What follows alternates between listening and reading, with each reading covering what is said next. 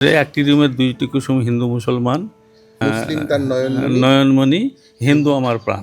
আমি 1982 সালে সেনাবাহিনীতে ঢুকেছিলাম যোগ দিয়েছেন। আর 2003 নভেম্বরে রিটায়ার।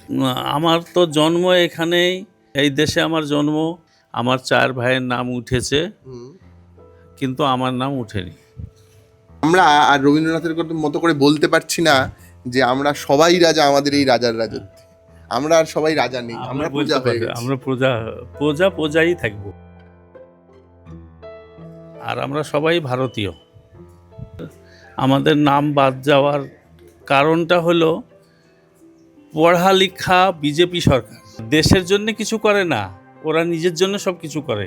ওরা প্রধানমন্ত্রী হয়েছে, ঠিক হওয়ার পরে এখন এই রকম করছে। ঠিক।